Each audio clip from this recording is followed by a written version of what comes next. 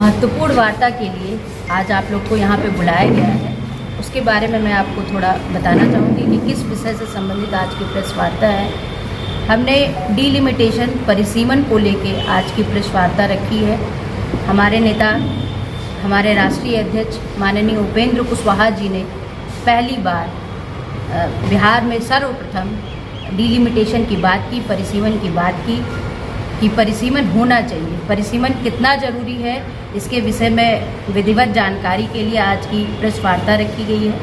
हम आप सभी साथियों को बताना चाहते हैं कि हमारा संविधान जो में ये निहित है, हमारा संविधान का जो अनुच्छेद 82 है, उसके अनुसार हर 10 साल के बाद जनसंख्या गणना और उसके बाद परिसीमन होना तय है कि और परिसीमन के हिसाब से लोकसभा की क्षेत्र, लोकसभा में कितनी संख्या होगी, वोटर्स की कितनी संख्या होगी, ये अधिकार है। ये संविधान की तरफ संविधान हमारा कहता है कि ये हमारे पास अधिकार है। और उसके अनुसार सन 1951 में परिसीमन हुआ, 1961 में परिसीमन हुआ, 1971 में परिसीमन हुआ, 3 बार परिसीमन हुआ।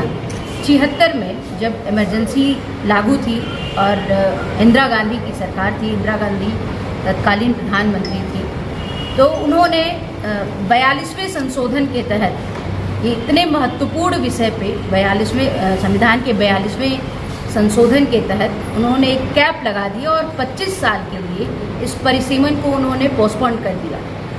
तो परिसीमन का जो समय था वो 2001 रहा और 2001 में पुनः इसको 25 साल के लिए आगे बढ़ा दिया गया। तो अब तक पिछले 50 सालों से परिसीमन नहीं हो पाया है। परिसीमन नहीं होने से सबसे अधिक जो नुकसान है वो बिहार का है, उत्तर भारत के राज्यों का है।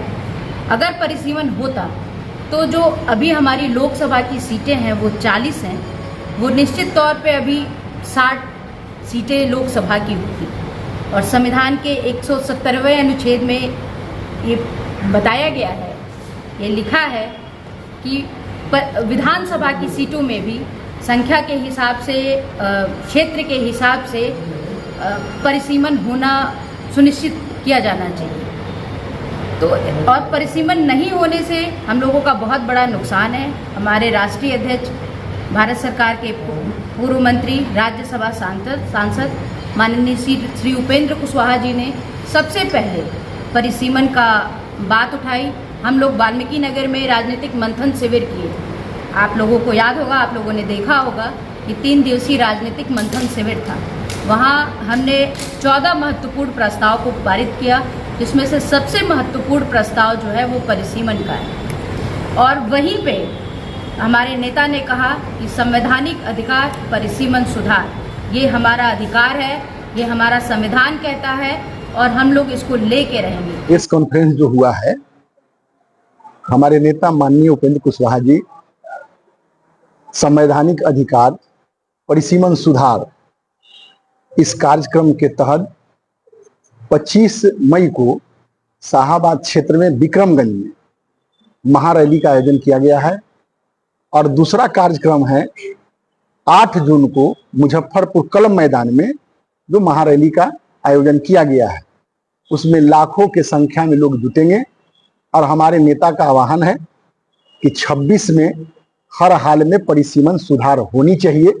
इसकी लड़ाई हम लोग लड़ रहे हैं और हर हाल में हम लोग परिसीमन सुधार करा के ही छोड़ेंगे। अगर उसमें कहीं भी किसी तरह का कोई इफ बट हुआ तो हम लोग रोड पर आने का काम करेंगे। मेरा पार्टी राष्ट्रीय लोक मोर्चा आंदोलन करने का काम करेगा। मैं कमल प्रसाद सिंह, प्रदेश उपाध्यक्ष, राष्ट्रीय लोक मोर्चा।